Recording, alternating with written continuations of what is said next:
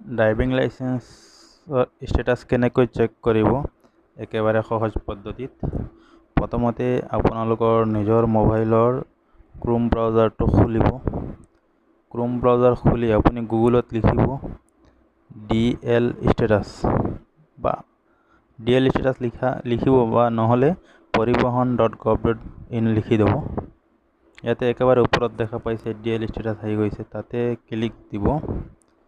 Click দিয়াৰ পিছত আপুনি এটা কাম কৰিব, আপোনাৰ মোবাইলৰ একেবাৰে য'ত ৰেড চিন এটা আছে কৰ্নাৰত ৰঙা, ইয়াতে আপুনি ক্লিক দি ডেস্কটপ সাইড কৰি ল'ব। ইয়াতে চাওক, ইয়াতে ক্লিক দি ডেস্কটপ সাইড কৰি ল'ব।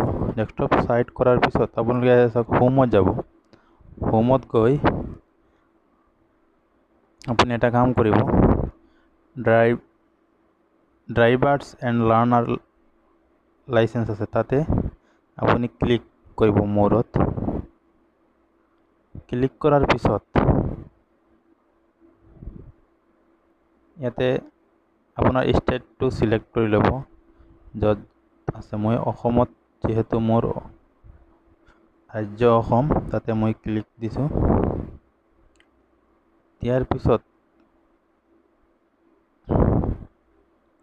ডেস্কটপ সাইড হোৱা নাই, এয়া চাওক ডেস্কটপ সাইডটো আকৌ কৰি ল'ব। কণ্টিনিউ কৰাৰ পিছত পপআপটো বন্ধ কৰি দিব। এয়া চাওক একেবাৰে ওপৰত লিখা আছে এপ্লিকেশ্যন ষ্টেটাছ, তাতে গৈ ক্লিক কৰিব। কৰাৰ পিছত আপুনি ইয়াতে আপোনাৰ এপ্লিকেশ্যন নম্বৰটো দি দিব।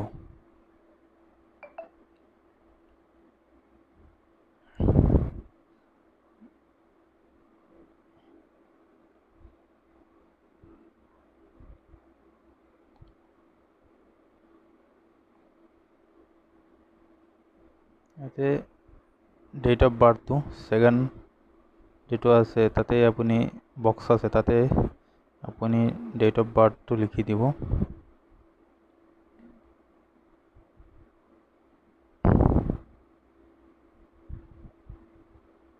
হাইফেন দিব, মাজত হাইফেন দি লিখিব।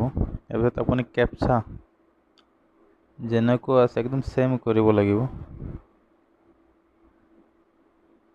BZWHRG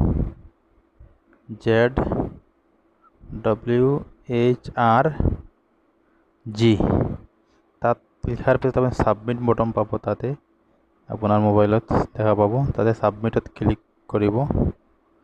কৰাৰ পিছত এয়া চাই ল'ব আপোনাৰ সম্পূৰ্ণ লাৰ্ণাৰ ড্ৰাইভিং লাইচেন্স ষ্টেটাছ একেবাৰে ধুনীয়াকৈ ওলাই গৈছে। কিমান তাৰিখে এপ্ৰুভ হৈছে, কি হৈছে, সব নিজে নিজে চেক কৰিব পাৰিব নিজৰ মোবাইলত। ধন্যবাদ।